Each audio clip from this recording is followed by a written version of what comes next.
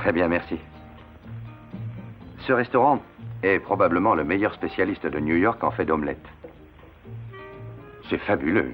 Elles sont presque aussi bonnes que chez la mère Poulard. C'est un restaurant qui est en Normandie. J'y suis allé quand j'étais en France.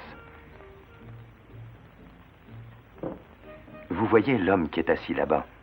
Celui qui est avec cette jolie femme. C'est Lester Boyd. C'est un journaliste. Et c'est un des meilleurs. Il est droit, sincère et honnête. Mais nous avons un léger différend. Oh, très léger. Il est et reste persuadé que la plume a plus de persuasion que le sabre. Et moi, compte tenu de mon expérience, je ne suis pas d'accord. Si aujourd'hui vous aviez à lutter contre les atomes... Ah, je vois que vous avez saisi mon point de vue. Oh, excusez-moi. Bonsoir, Lester. Bonne chance pour ce soir à la télévision. Je vous regarderai. Je vous remercie. Simon, je vous présente ma future épouse. Chérie, c'est le fameux, ou trop fameux, Simon Templar.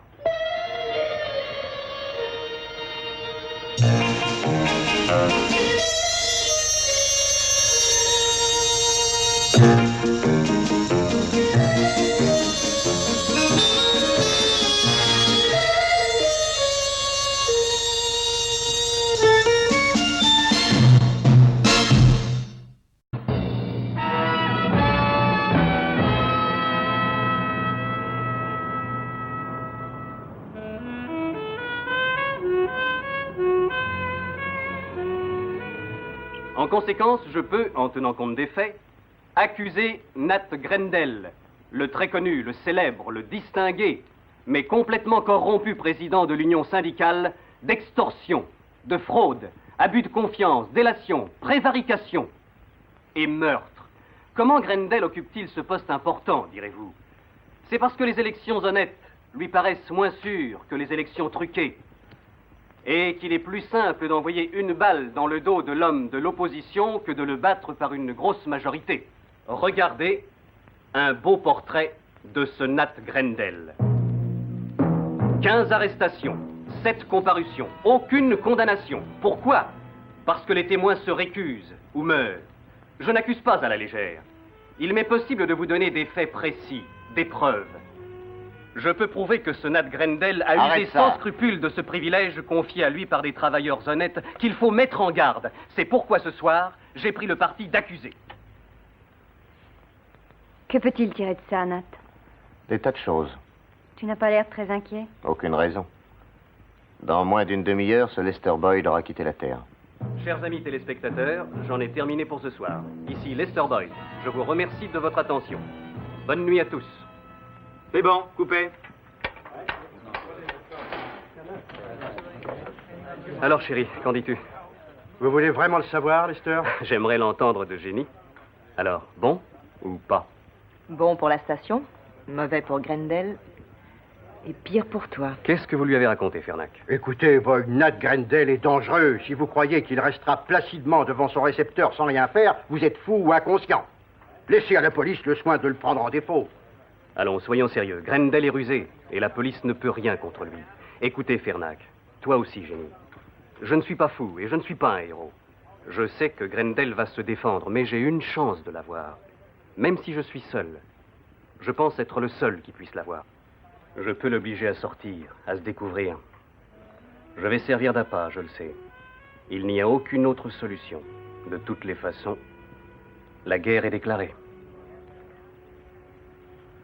Ah, d'accord, Boyd. C'est trop tard. J'essaierai de vous faire protéger de Grendel.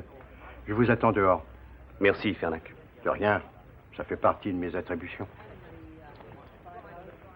Oh, Boyd. Oui? Vous avez toute ma sympathie.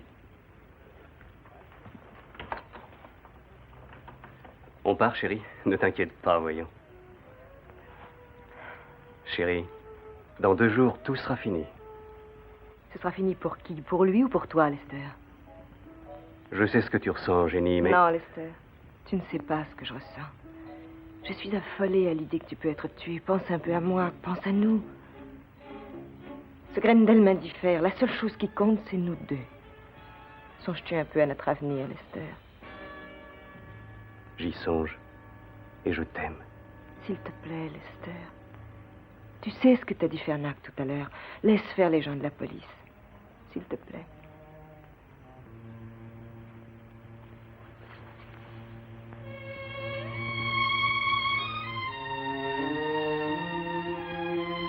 Il est très tard, tu sais. J'ai encore un article à écrire.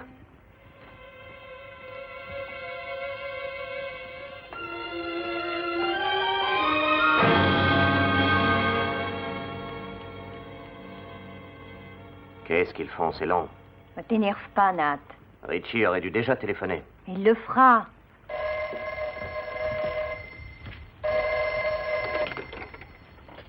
Oui? Il vient juste d'arriver à l'appartement, Nat.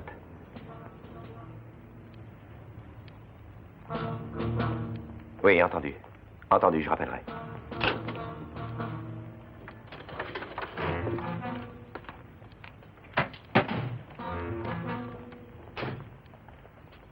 Mes hommes vont monter avec vous, jusque là-haut, pour plus de sécurité. Et ne sortez pas de la nuit, compris? D'accord, merci.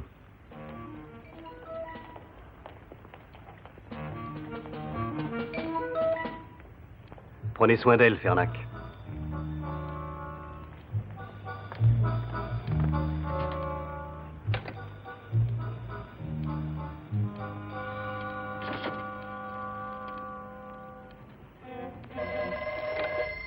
Allô? Je crois que ça ne sera plus très long, patron.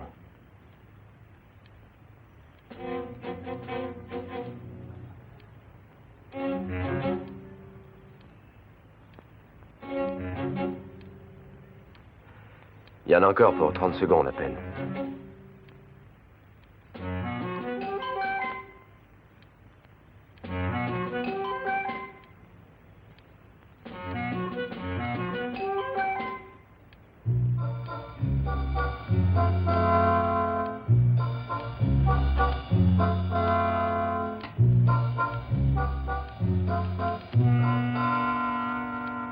Allons, venez, on rentre.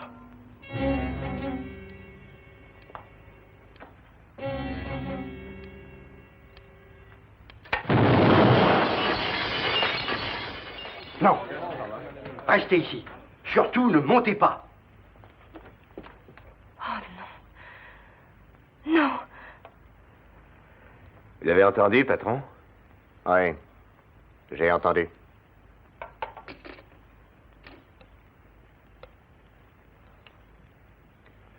Monsieur Lester Boyd est décédé cette nuit.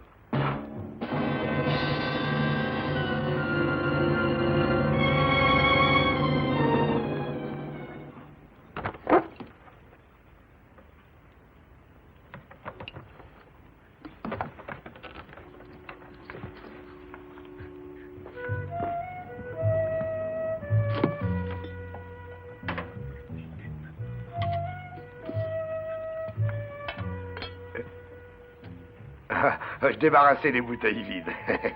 C'est très gentil à toi de faire le ménage, Joppy. Mais celle-ci n'est pas morte encore. Tiens, hein?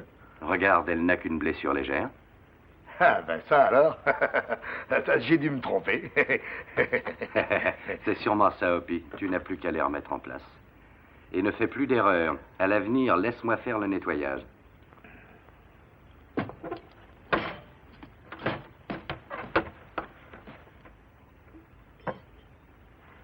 Bon. Essayez de rendre service et voyez ce qui arrive. Parce que je veux jeter quelques bouteilles dans la poubelle, je suis jugé comme un malfaiteur. On a dit que c'était une erreur. Oui, c'était une erreur. Tout le monde peut faire une petite erreur, non?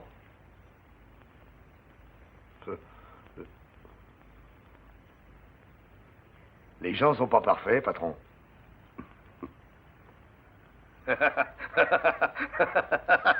Vous m'en voulez pas, patron?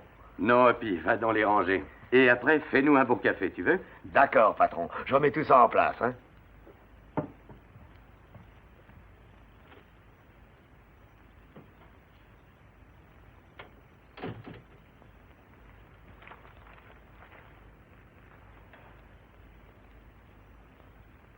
Qu'est-ce qui se passe, patron? Boyd, on l'a tué. On avait placé une bombe dans son appartement.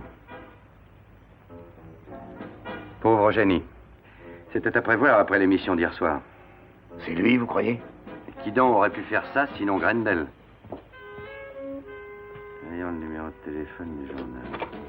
Pourquoi est-ce que la police le laisse tranquille? Parce qu'il est entouré d'une dizaine d'avocats prêts à l'aider. Et vous décidez quoi, patron? Je vais essayer de reprendre où Boyd a dû lâcher. Allô, c'est l'Evening Herald? Ici, Simon Templar. Donnez-moi la rédaction, s'il vous plaît. Monsieur Templar, vous connaissiez Victor Hezel? Je me souviens de ce nom, en effet. C'était un des plus brillants journalistes de New York. Un jour, il y a quelques années, il a reçu un flacon d'acide sulfurique dans le visage.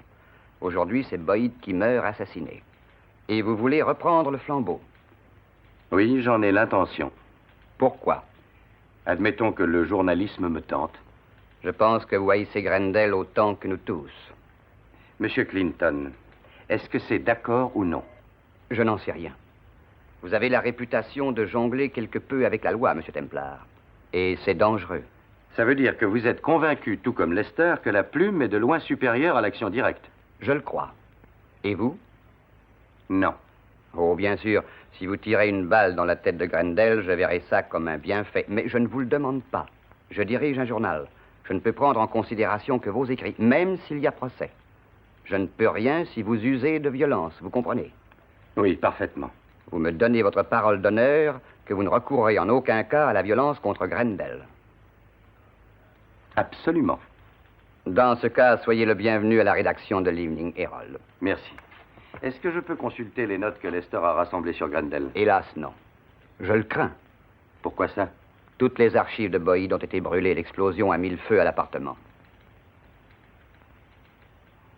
Croyez-vous qu'on puisse le cacher et faire croire au contraire à une version tout opposée, que Boyd a laissé des notes qu'on va employer? Oui, je crois que ça peut se faire. Mais restez sur vos gardes, Templar. Je ne tiens pas à passer votre nom à la rubrique nécrologique. J'y veillerai, soyez-en sûrs. Rien d'autre que je puisse faire? Non, rien. À bientôt. Oui, monsieur? Téléphonez à la station de télévision pour notre émission habituelle. Mais monsieur Clinton? Dites-leur que l'émission de Boyd aura lieu, qu'ils gardent l'antenne. Même heure, même sujet. Ce sera Simon Templar qui parlera. Templar? Mais C'est ça, oui. Le saint. Dites donc, patron, vous à la télévision, peut-être que vous allez devenir une étoile, une grande vedette comme Bob Hope, comme Monsieur Jelly Wobley. Monsieur qui? Monsieur Jelly Wobley. C'est le gros-père qui fait les délices du jeudi soir. Oh, il est bien. C'est lui mon favori.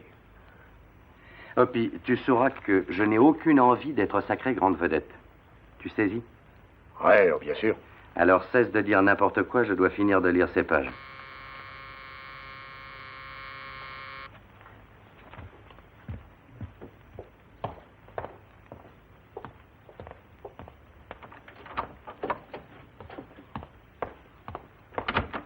Oh, John Henry, vous arrivez juste à point. J'étudiais le dossier Grendel. Ouais, qu'est-ce que vous êtes en train de mijoter? Il a toute une émission de télévision, rien qu'à lui tout seul, comme les vedettes. Ça, je le sais. Et ce que j'ignore, c'est pourquoi. Alors, Templar, quel est votre point de vue? Le même que le vôtre, je crois. Et le même que celui de Boyd. Ouais, mais si quelqu'un doit débarrasser la société de Grendel, ce sera moi, Fernac John Henry, le policier.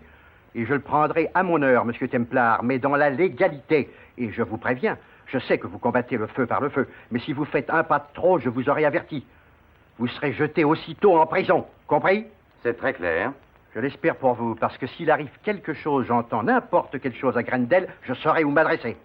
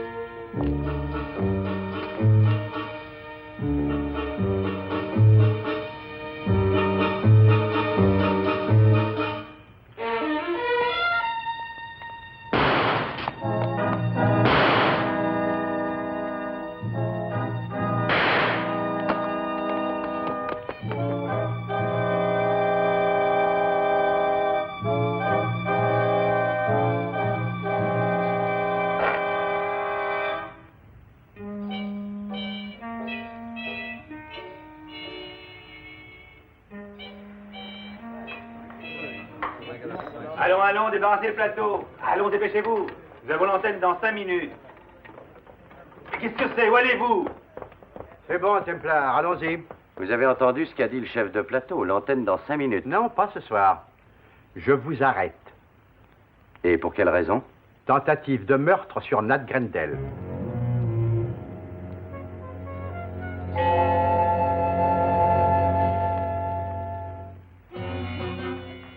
D'accord, Templar.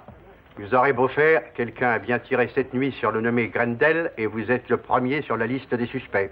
John Henry, vous faites erreur. Premièrement, j'ai horreur de tuer les gens dans la rue, surtout une personne comme Grendel. Deuxièmement, si j'avais tiré sur lui, je ne l'aurais pas manqué. Et troisièmement, ce genre d'attentat ne me ressemble guère. C'est primaire, ça manque de finesse. Hoppy, toi qui me connais bien, veux-tu lever l'équivoque qui commence à planer sur mon nom et sur ma réputation et explique à ces messieurs combien juste de circonspection? Oh, mais je peux pas dire ça, patron.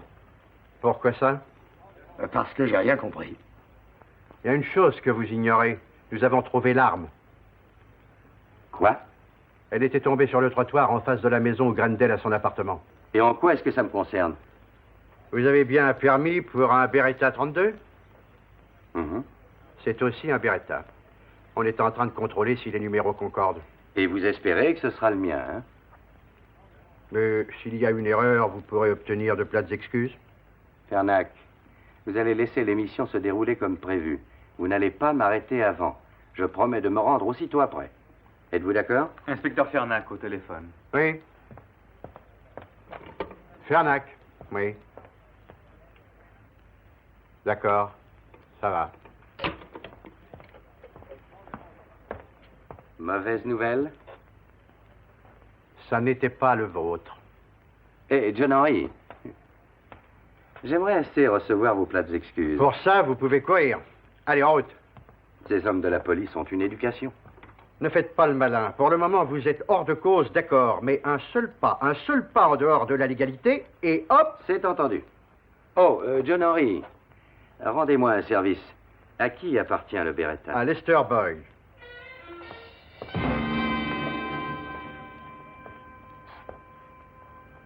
Vous êtes prêt, monsieur Templar? Oui. Ricky, tu es bien certain de ne pas avoir vu qui a tiré? Oui, certain. Tu n'as vu absolument personne? Non, non, personne. Moi, je n'ai rien vu non plus. Toi, tu ne vois jamais rien.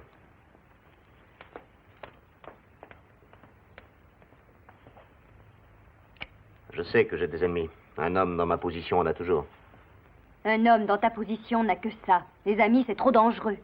Verna, on dirait que tu raisonnes. Et ça n'est pas pour raisonner que je te garde ici.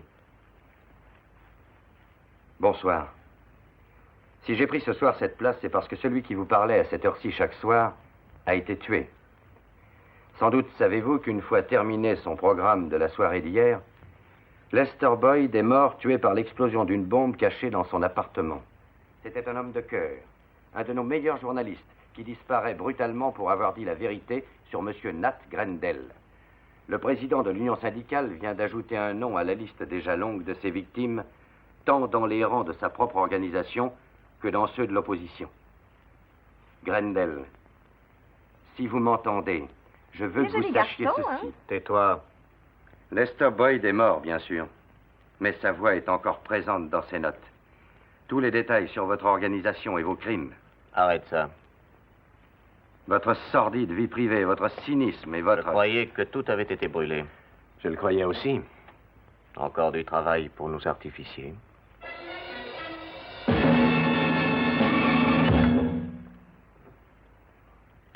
Ah, vous étiez très bien. Vraiment, ça je vous assure, patron. Nous le savions déjà avant. Ah, c'est une belle nuit. Une nuit qu'on doit célébrer dignement, hein? Tu as raison, il faut qu'on fête ça. Je crois que l'avènement d'une vedette de la télévision ne peut pas s'arroser avec de l'eau. Il faut la baptiser à l'alcool, n'est-ce pas? Oui, patron. Mais alors, juste un verre. D'accord, Hoppy. J'y vais, patron. Mais un seul verre, compris? Nous avons du travail à faire cette nuit, Hoppy. Oui, oui, patron. Bon, voyons notre plan d'action.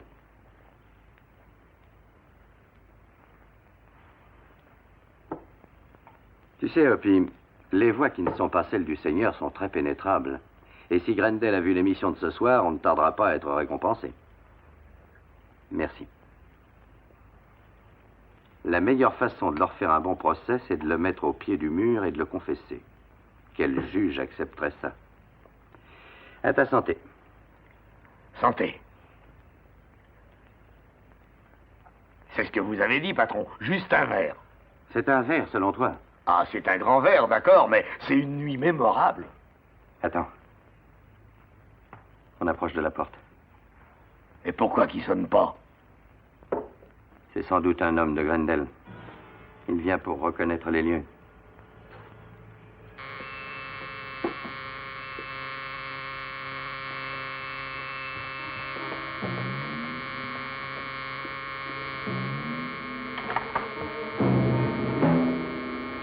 Jenny. Monsieur Templar, j'ai quelque chose à vous dire. Eh bien, lâchez ce bouton de sonnette et entrez. Oh, excusez-moi,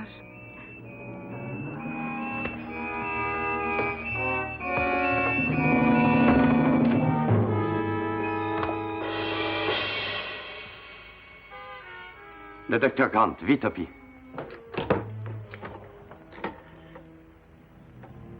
Qu'il vienne tout de suite.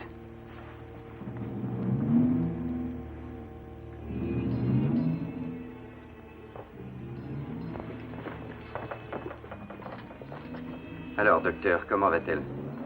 Oh, ça ira. C'est moins grave que je ne le croyais. Ah, bah tant mieux. Voulez-vous un verre? Non. Vous avez l'air fatigué. Je suis fatigué. D'un tas de choses.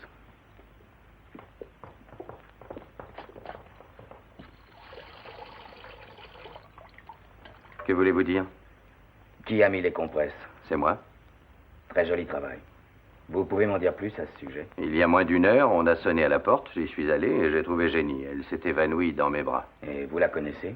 Très peu, je dois dire. Je ne l'ai vue qu'une fois. Vous savez que je dois en parler à la police. Je connais la routine, docteur, mais dans le cas présent, n'en faites rien. Si vous le faites, votre patiente sera arrêtée. Jusqu'à hier soir, docteur, Jenny Hallam était fiancée à Lester Boyd. Lester Boyd? Vous le connaissez? Je l'ai vu souvent, je l'admirais beaucoup. Sans doute avez-vous su ce qui était arrivé. Oui. J'ai appris par les journaux qu'on avait placé une bombe chez lui. Nat Grendel. Pouvez-vous le prouver? Non, pas encore. Grendel n'agit pas personnellement. Il a des tueurs, mais il commande. Et ça, je le sais. La police le sait. Tout le monde le sait. Et Jenny aussi. Et elle a voulu venger Lester dans la mesure de ses moyens. Et au début de la nuit, elle a essayé de tuer Grendel.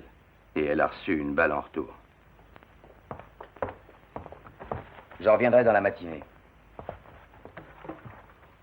Docteur, personne ne respecte autant que moi la profession médicale. Mais je vous demande... Non, je ne pense pas qu'elle puisse être transportée avant 2 jours.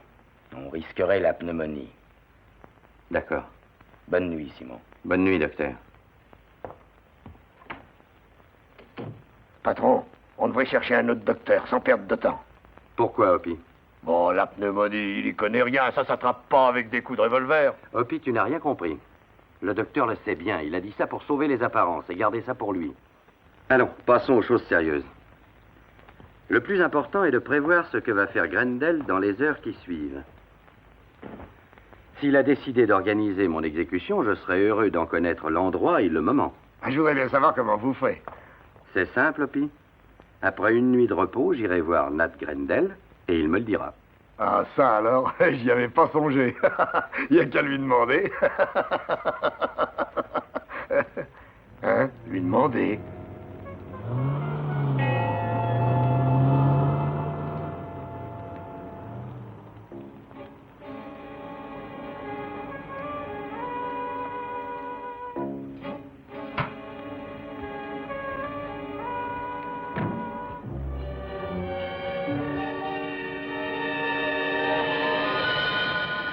Nous apprécions à sa juste valeur le gros effort que vous faites en faveur de l'enfance malheureuse et nous regrettons que les fonds de notre union syndicale ne nous permettent aucune donation pour l'année qui vient. Veuillez trouver... Richie. Oui, monsieur Grendel, je suis là. Je ne reçois pas, je suis occupé. Entendu. Nous regrettons que les fonds de notre union syndicale ne permettent aucune donation pour l'année qui vient. Veuillez trouver monsieur, etc. à envoyer avant lundi soir, c'est tout. Non, monsieur, vous n'en croirez pas. Je verrai, monsieur Grendel. Monsieur Grendel, il a forcé la porte. J'ai essayé de l'en empêcher, mais... Laissez-nous. Il m'a retourné le bras. Je n'ai pas eu le temps de faire un seul Allez-vous-en. mouvement, mais... Laisse-nous, Richie, ce n'est rien. Veille à ce qu'on ne nous dérange pas. Bien, monsieur. Alors, Templar, que voulez-vous? Je voulais connaître le cadre dans lequel vous viviez. C'est payant, l'escroquerie. Qu'est-ce qui vous arrive, Templar? Vous n'êtes pas tellement scrupuleux vous-même. Pourquoi faites-vous ça? Je vais vous le dire, Nat. J'ai un parfait mépris pour les profiteurs, pour les présidents de syndicats qui exploitent leurs membres. On croirait entendre parler un professeur de morale. Vous n'êtes qu'un parasite vivant d'extorsion. Vous avez des hommes de main pour assurer votre élection et personne n'essaie de voter contre vous et d'élire un président honnête et sincère à votre place. Lester Boyd pouvait vous chasser de la scène, mais vous l'avez bassement assassiné. Prouvez-le. C'est trop tôt. Mais soyez patient, je vous promets de vous avoir un jour. Vous en êtes très sûr? J'ai les notes que Boyd a laissées. Qu'attendez-vous pour les utiliser? Je ne veux pas vous jeter dans la misère trop vite. Je veux vous donner quelques jours pour réfléchir. Je veux que vous ne dormiez pas de quelques nuits. Oh, mais voilà une bien jolie œuvre d'art. Dommage, Nat, que votre honnêteté n'ait pas grandi avec votre culture. Faites attention, ça a beaucoup de valeur. Giuseppe Acrimboldo, sculpteur des princes de Habsbourg de 1562 à 1567, d'accord? Vous avez l'air au courant. Par curiosité, combien l'avez-vous payé? Un gros tas d'argent. Ou plutôt, disons, un gros tas de cotisations. Ça ne change rien pour vous. Oh non, ne faites pas ça. Ce serait un crime de détruire ça, hein? Mais ça n'est pas un crime de détruire la vie d'un homme parce qu'il a dit la vérité sur vous. Posez cet objet et allez-vous-en d'ici.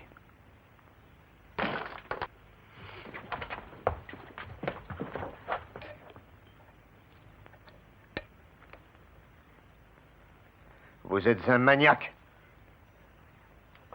Un destructeur maniaque.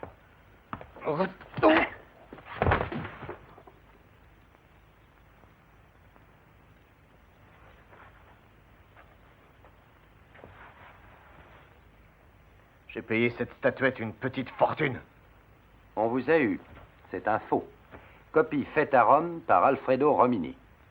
Autrement, je ne me serais pas permis. Alors, que décidez-vous? Appelez la police et accusez-moi de violence, de vandalisme? Ou alors alertez tout de suite vos avocats? Traînez-moi en justice. Votre parole contre la mienne.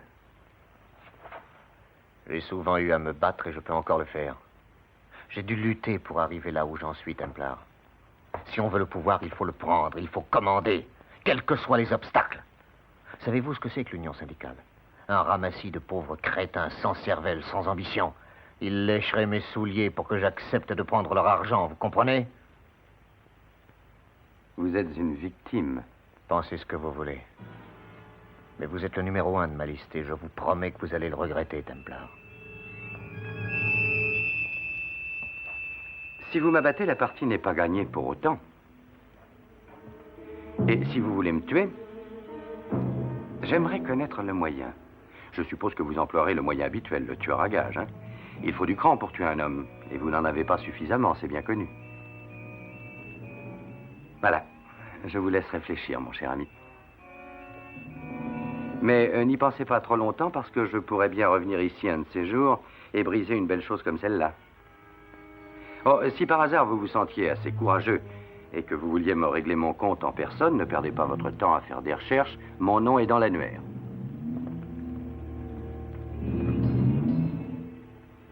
Lâchez donc ça. Vous n'auriez pas le courage d'appuyer sur la détente.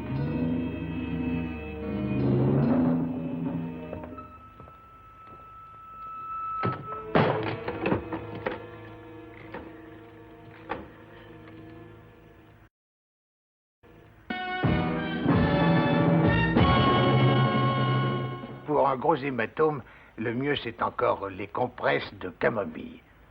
Ne parlons plus de ça. J'ai besoin de vos services pour Simon Templar. Ah oui? Comme Boyd ou bien quelque chose d'autre de plus discret? Herman, pour des raisons personnelles, j'aimerais assez presser la détente moi-même, vous comprenez? Avez-vous quelque chose qui fonctionne par radio? Oh, c'est curieux. C'est justement sur un projet téléguidé que je travaille en ce moment. Il y a 2 jours de ça, un de mes amis est venu me voir avec un modèle réduit d'avion. Il voulait que je le répare. C'est un appareil téléguidé avec un rayon d'action assez important quand même et qui pourrait servir très utilement à l'occasion. Je l'ai bien sûr gardé en réserve. C'est assez urgent, Herman. Combien de temps faut-il pour que vous l'expérimentiez? Oh, l'expérimenter n'est pas nécessaire. Tel qu'il est, il peut être utilisé à part quelques modifications. Venez demain chez moi et je serai en mesure de vous faire une petite démonstration. Et n'oubliez pas, des compresses de camomille.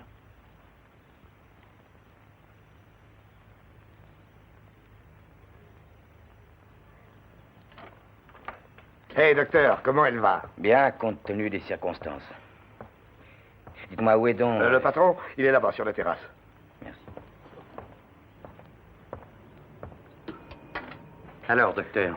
J'ignorais que vous étiez amateur. Bon, je débute. Comment va Jenny? Son état est satisfaisant et elle pourra rentrer chez elle. D'accord. Vous n'aurez qu'à m'envoyer votre note. Il n'y a pas de note, Simon. J'aimais Lester Boyd aussi. C'est très chic de votre part. Du tout. Elle m'a dit qu'elle désirait vous voir. J'y vais. Ne restez pas trop longtemps, n'est-ce pas? Entendu, docteur. Opie, tu reconduis le docteur. Mais bien sûr, patron. Au revoir, docteur. Merci pour tout. Je vous en prie.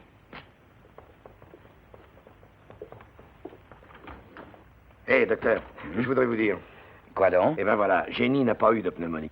En toute honnêteté, elle a reçu un coup de feu là-dedans. Est-ce que j'aurais fait une énorme erreur de diagnostic, selon vous? Une balle dans l'épaule? Ouais. Ça, alors, vous voyez, je ne m'en suis pas aperçu.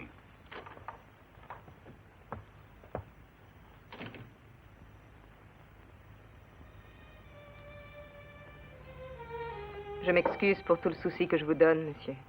Je n'avais personne à qui m'adresser. N'y pensez plus, je suis heureux que vous soyez là. Pauvre Lester. Vous savez, c'est seulement à la mort de Lester que j'ai compris ce qu'il voulait vraiment entreprendre et pourquoi il devait combattre ce Nat Grendel. Grendel, c'est le mal à l'état pur dont personne ne se soucie jusqu'à ce qu'il vous touche personnellement. Et lorsque j'ai été touchée personnellement, tout ce que Lester disait est soudain revenu à ma mémoire. Ce que j'ai fait était irréfléchi, monsieur Templar. Mais il fallait que quelqu'un le fasse. Et je l'ai fait. Je sais. Il n'y aura donc jamais quelqu'un pour le maîtriser? Quelqu'un qui l'empêcherait de tuer impunément? Jenny, tôt ou tard, ces gens-là ont ce qu'ils méritent, croyez-le. Mais comment? Et quand? Allons, n'y pensez plus. L'important est que vous alliez mieux.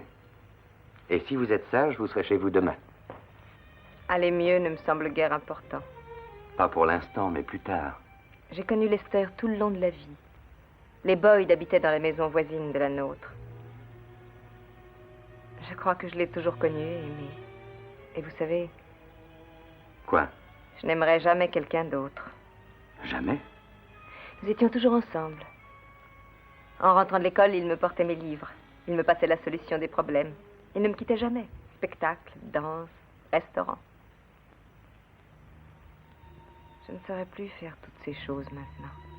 Si vous les ferez, Jenny, vous avez bien trop de courage. Vous ne renoncerez pas.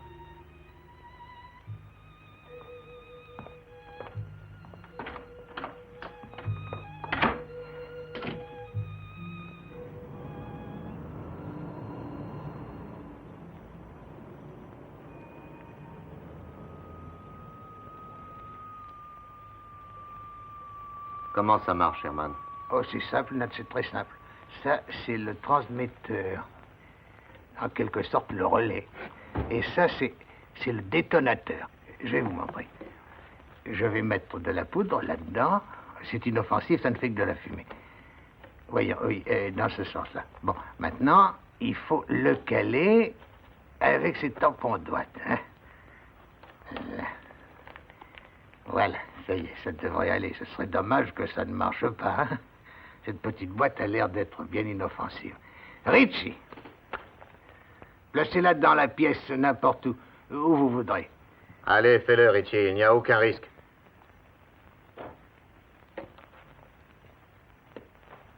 Ça, c'est la bombe chez Simon Templar. Imaginez-la.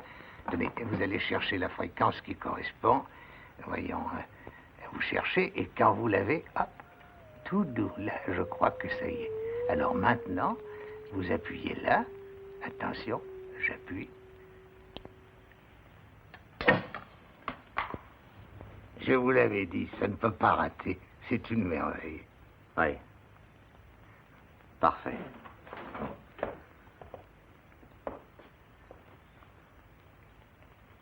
Le seul ennui après ce qui est arrivé à Boyd, ce sera d'aller mettre la bombe chez Templar. Il se méfiera, c'est certain. Et que diriez-vous si on mettait 2 bombes? Une que Templar pourrait désamorcer et une autre... Ouais, ça peut aller. Mais il nous faut une vraie bombe. Ah oui, c'est du gaspillage. Ça. Mais tant pis. Alors faites-en 2, Herman. Quand pensez-vous avoir fini? Oh, voyons un peu. Si je m'y mets dès demain matin, ben je peux être prêt pour 6 heures. Et en commençant dès ce soir? Ce soir? Mais c'est impossible. Aujourd'hui, c'est vendredi. C'est vendredi, oui, et alors?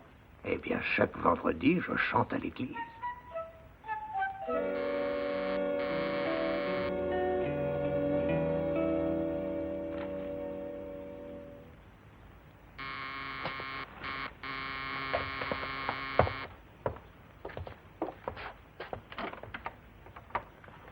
Compagnie du téléphone. Votre appareil ne fonctionne pas. Qui a dit ça? Mais nous le savons, monsieur. Attendez.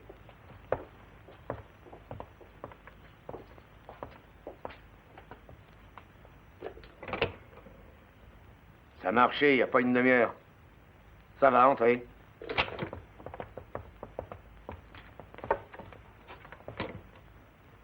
Pas de poste secondaire? Oui, 2. Un dans la chambre à coucher.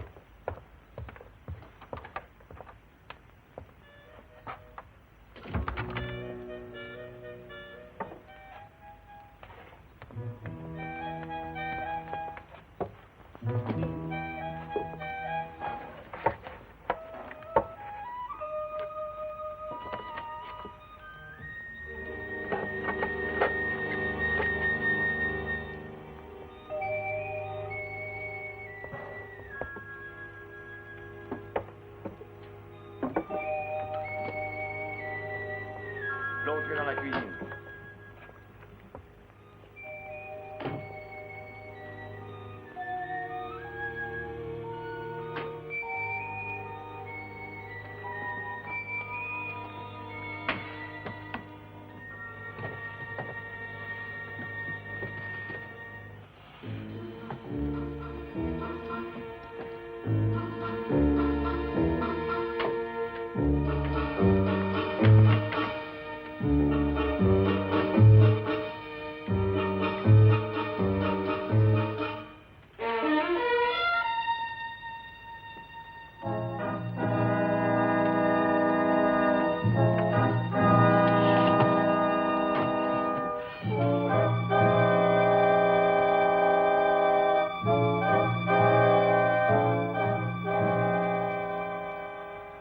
Je ne vois rien du tout ici, Ed. Ça doit être la ligne.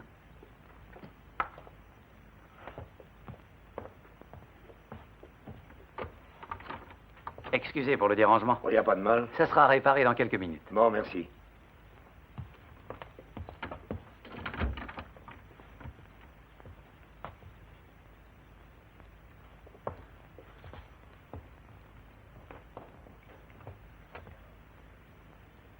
Et alors, vous avez réussi? Ah, ça a été facile, patron. On n'a eu qu'à couper les fils du téléphone avant d'entrer et à les rebrancher en sortant de l'appartement de Templar. C'est de l'argent facilement gagné, tu ne trouves pas, Ed? Ça oui. Quand est-ce que vous comptez l'utiliser, patron? Ce soir, dès que l'on m'aura remis le transmetteur. Hé, patron, à quoi ça vous sert? Ça fait 2 jours que vous jouez avec ce truc-là. Hopi, un peu de radio le matin éloigne le médecin. Ah non, non, non, vous êtes dans l'erreur. C'est... c'est pas la radio, c'est les pommes le matin, je crois. Peut-être, Hopi, mais parle-moi de ces réparateurs de téléphone. Ah, vous savez qu'on m'a pas facilement, hein, je suis malin. Ah, je vous assure, le téléphone était en panne, ça j'ai vérifié. On n'entendait plus le bourdonnement, vous savez. Ils sont restés très peu de temps, 5 ou 6 minutes. Ils ont dit que c'était coupé sur la ligne, sûrement. Ça devait être ça, puisque j'ai téléphoné peu de temps après, et ça marchait. Eh, patron, ils ont pourtant été bien polis, ces gars-là. Ils se sont excusés. Oui, aussi poli qu'un diplomate japonais la veille de Pearl Harbor.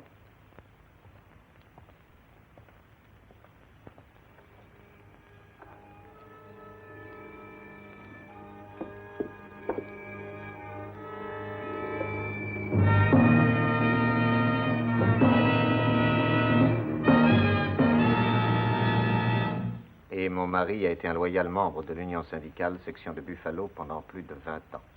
Veuillez agréer, monsieur, etc., signé Grace Janssen. Ah. Et tu vas acheter ce machin démodé? Mon petit, c'est un authentique vase de la dynastie Yen. Et alors? Et alors, il vaut 10 fois le prix que demande cette dame Janssen. Chère Madame Janssen, je suis sincèrement désolé d'apprendre que la veuve de Bert Janssen, dont j'ai connu et estimé le dévouement, se trouve dans des difficultés financières. Et je... Ah, une seconde, Herman, hein, je termine. Non, mais je vous en prie, faites.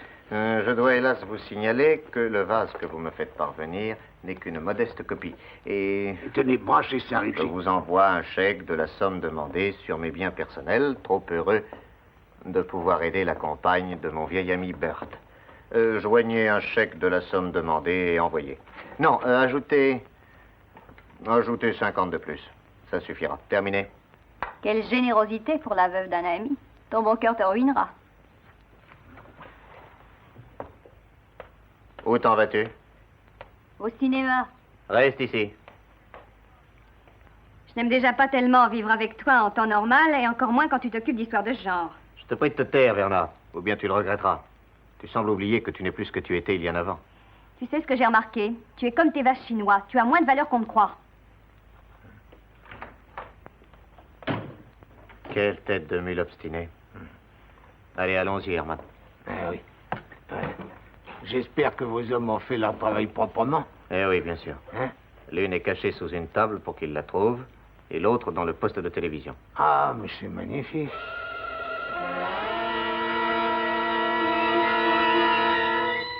Vous avez trouvé ça où donc? Sous cette table.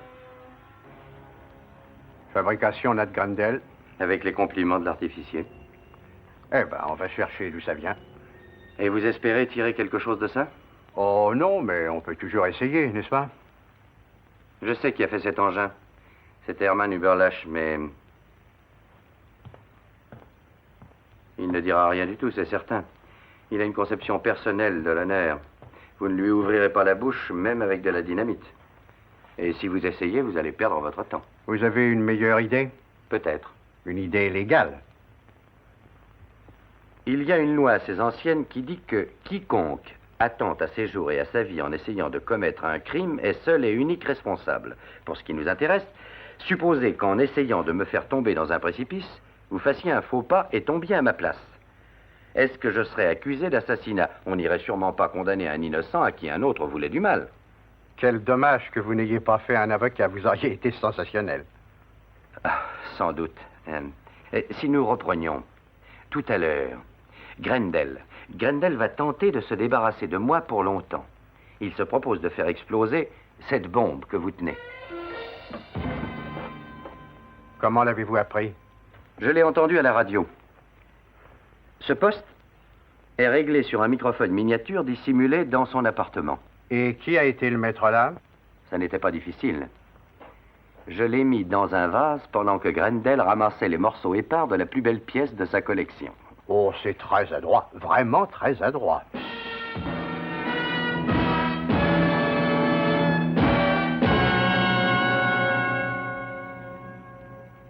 Bon, alors ça y est?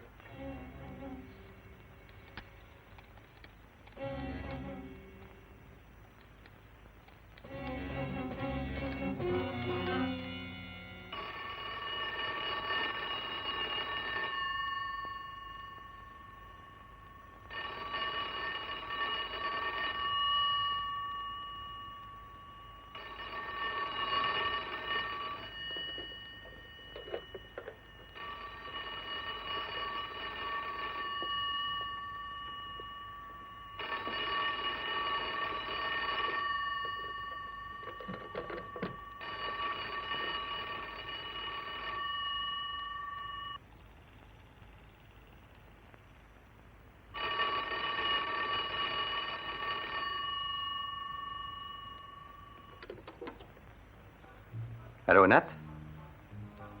Oui, j'attendais votre appel, évidemment. Vous vous rappelez m'avoir dit que je n'aurais pas le courage de vous tuer? Oui, je me rappelle. Vous allez vous rendre compte de l'erreur où vous étiez quand vous avez dit ça. Nat, attendez. Réfléchissez avant d'agir. Ne touchez à rien. Ne touchez à rien. C'est trop tard, Templar. Dans 2 secondes, vous serez mort. Ne touchez à rien. J'ai trouvé l'autre bombe.